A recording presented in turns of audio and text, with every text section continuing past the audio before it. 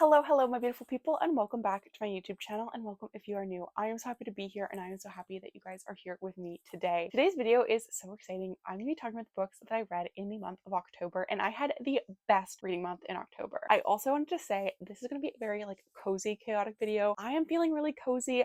The weather as of 30 minutes ago was pouring with rain and cozy, and I was like, I will just sacrifice myself. I will sacrifice myself and it will be a bad lighting video. But then the sun decided to come out. So now my cozy plans were a little bit thrown off, but I was really committed to still wearing my sweatpants and my hoodies. So here we are. I remember last video I talked to you guys about my lighting situation, and I have to say it has gotten worse. My ring light actually broke. I did knock her over and she did snap off. So not ideal, but we're just bringing it back to the retro days. OG Ellie Ann YouTube channel. It'll be fun, it'll be great, it'll be delightful. Without further ado, we're going to talk about the 12 books that I read in the month of October. Technically 11 because I did read one twice, but I'm counting it as 12 because Goodreads counts it as 12 books. So here we are. As always, don't forget to like, comment, and subscribe to my YouTube channel. And without further ado, let's hop right in to today's video. Alright, I did move my mic because I felt like it might have been rubbing, so hopefully the sound will be delightful and gorgeous. Now into the first book that I read in the month of October. It should be absolutely no surprise that I read Tourist Season by Brynne Weaver. Brynne Weaver just writes the best dark rom-coms. They are just such a fun time. This one missed a little bit of the mark for me, but I still gave it a solid 3.75 stars because overall I love her writing, I love the humor, I love the jokes.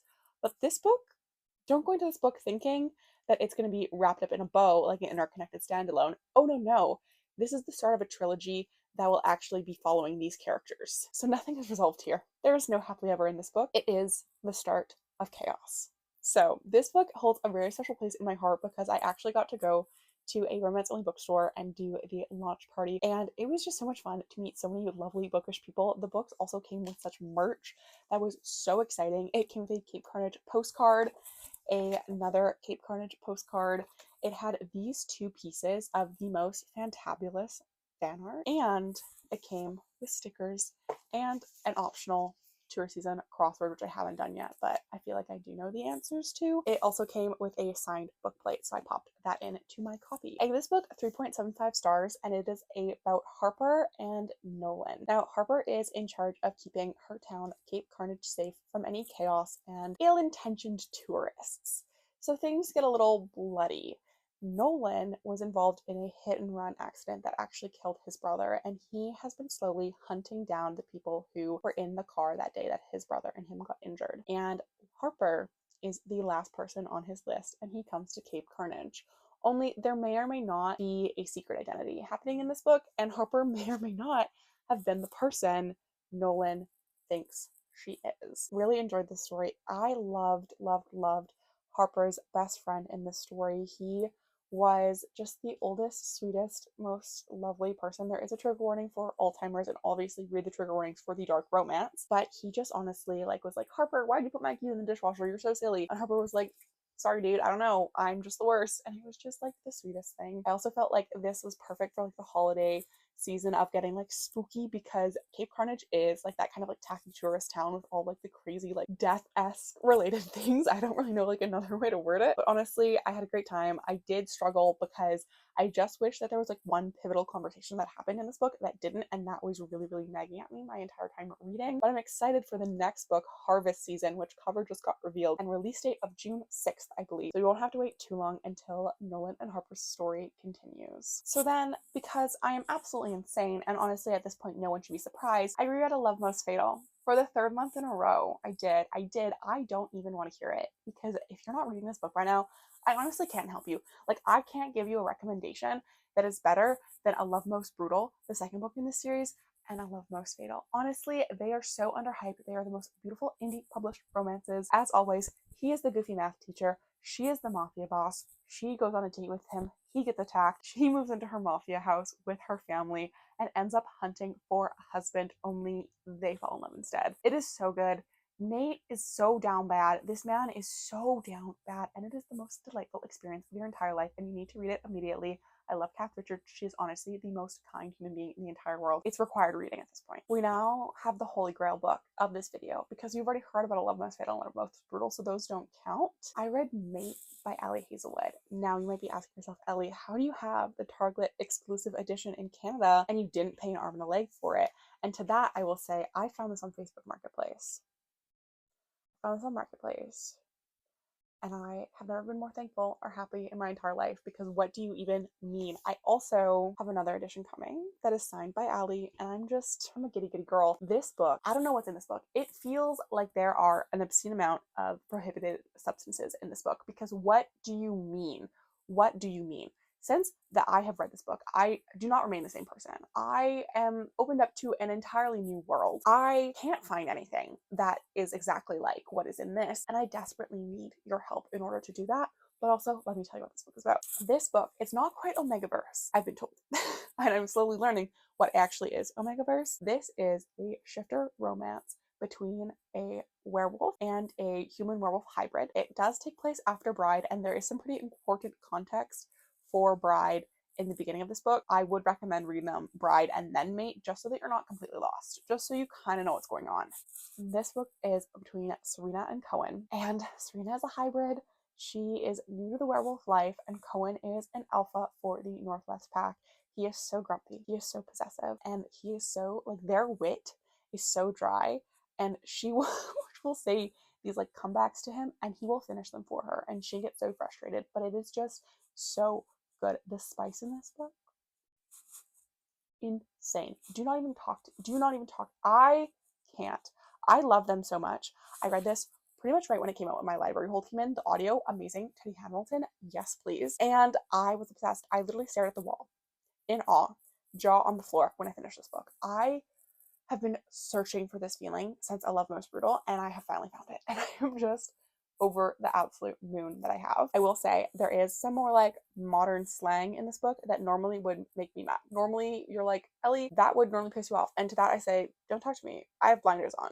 Nothing can go wrong in this book. The plot, the cult, what? I can't tell you.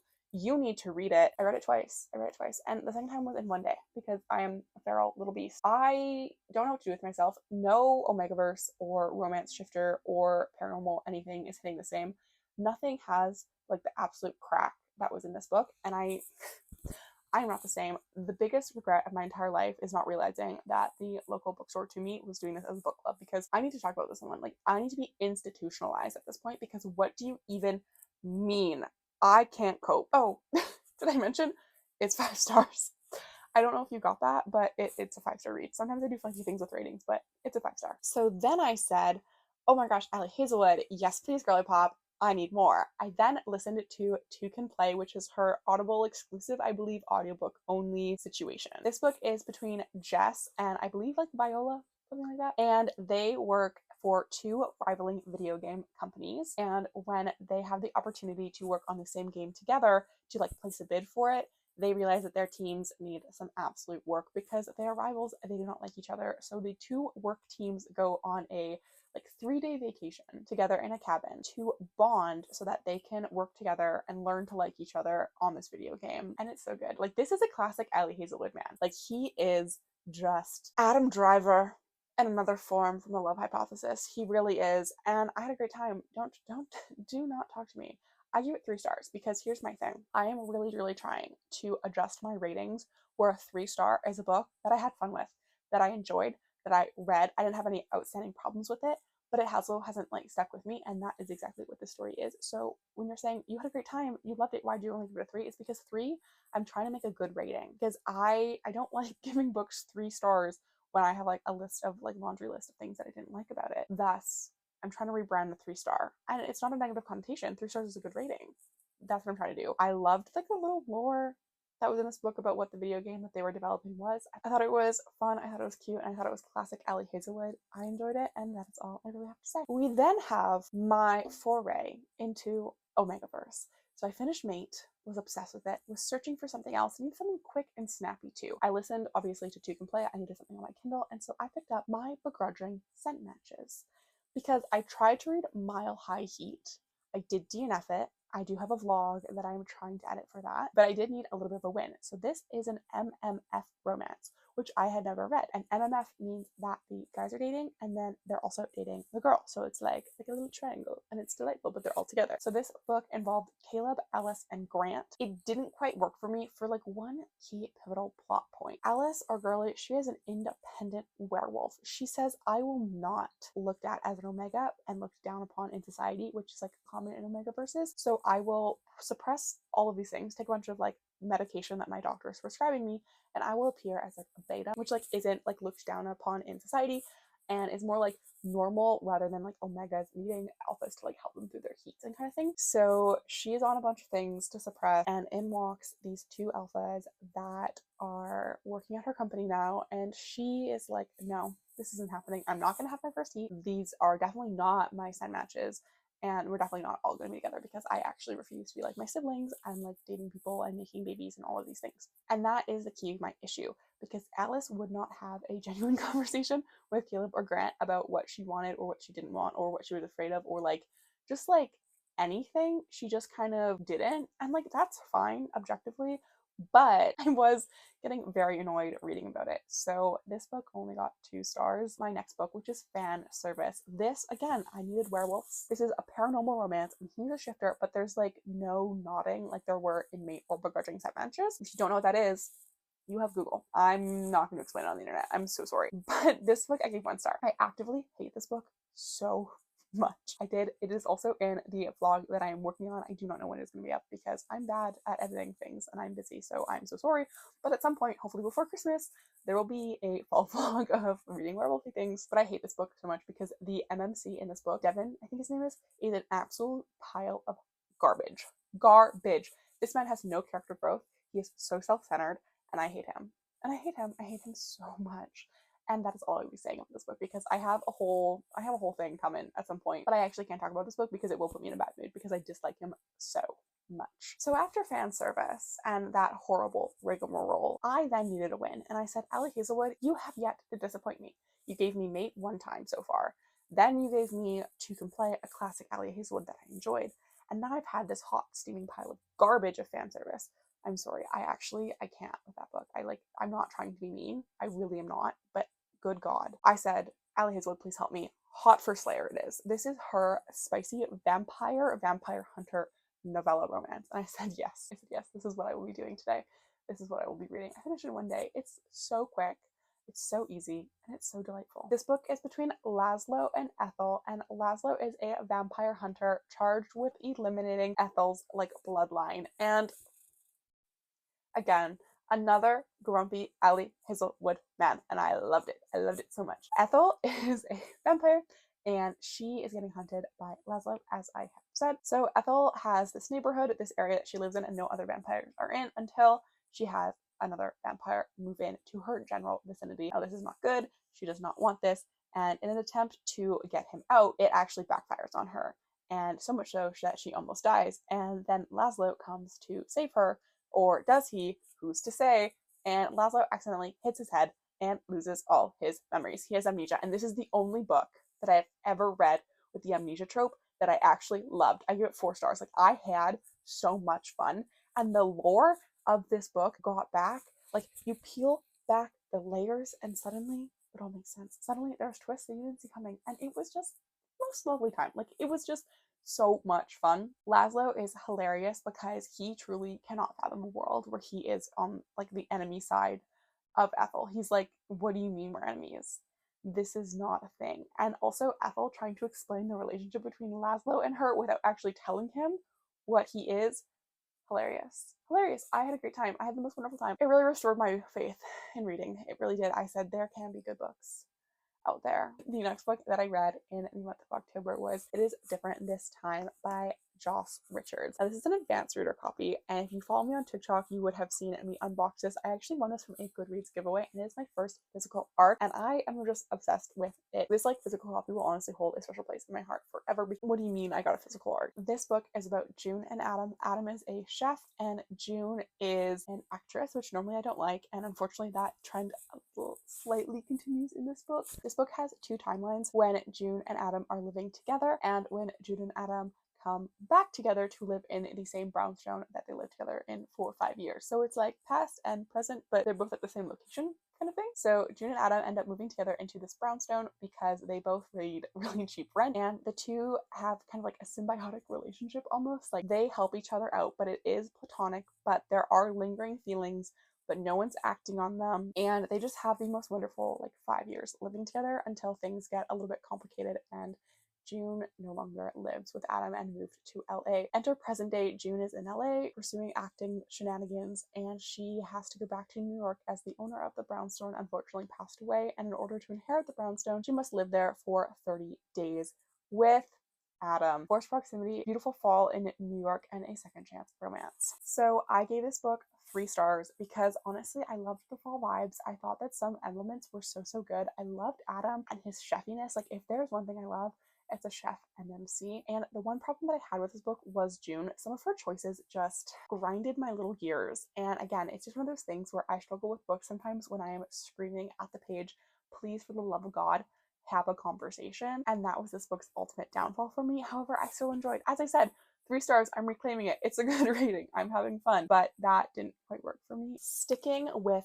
the fall vibe theme, I then read the final book, and I don't even know what the series is called. They're interconnected standalones, but they're all vampiric and fun and quirky. I read Road Trip with a Vampire, I think is the title. In my notes app, I always write out the title, but for this one, I literally just wrote Vampire Road Trip, and that is not the full title. That is not it. However, I'm not gonna look it up. I'm so sorry. I am cozy. I'm in my zen cozy mode. Therefore, I shall talk about this book. This book is between Peter and Zelda. Zelda is a witch and Peter is a vampire. Zelda has had a lot of things happen in her life that she's not entirely proud of and was perhaps a bit mischievous, and she is now settled down in a small town and is running a yoga studio. One day Peter comes with a note from Zelda's friend, which is the MMC in the previous book in the series, being like, hey, my name's Peter, I have no memories, but your friend sent me your way. I don't know why you want to be here in this kind of general area, and please help me. Zelda and him end up having like a little bit of bonding because Zelda is struggling with her magic, and then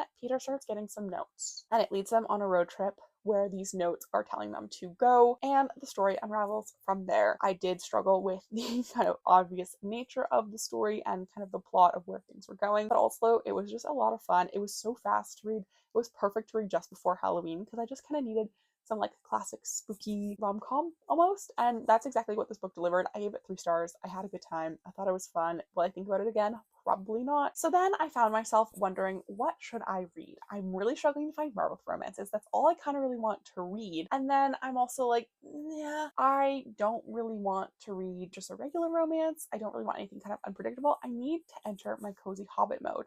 And thus that means a reread. And the library still had the audiobook for Mr. Nice Spy. I recently picked up this physical copy and I've never been happier in my entire life because this book is so good and such a comfort read. I also think it's kind of fun with the Louvre heist that happened because it is a spy book. Is there art, thieving, and anything like that? No, but still spy book. So along the same energy, vibes-ish, sort of, maybe, kind of, yes. This book is between Andy and Chan. Andy is the daughter of a notorious villain, and she accidentally gets kidnapped by her father, to whom she has never met, with Chan, who is a CIA agent, and they end up kidnapped in the Paris catacombs, held captive, and honestly, it's so good. It's so much fun. Like, is this a literary masterpiece? Absolutely not. But are you going to be having the best time? Yes.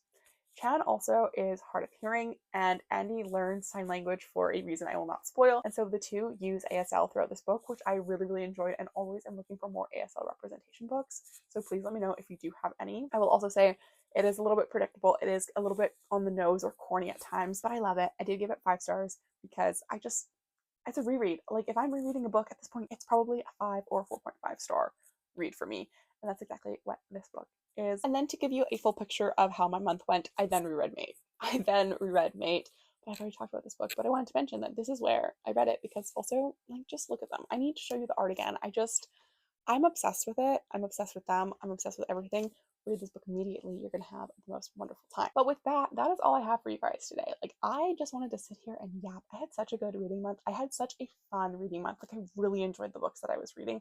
I had great times. I have some new all-time favorites. Like, Ali Hazelwood really hit so hard this month and just brought all of the cozy, spooky vibes, like Halloween essence. It was so good. I will also say, if you have any paranormal romance recommendations, shoot them my way, especially if they have werewolves. But if they don't, I will still accept them. I will still accept them. Thank you so much for leaving them. And if you also have any spy romance books, because I need more. I need more.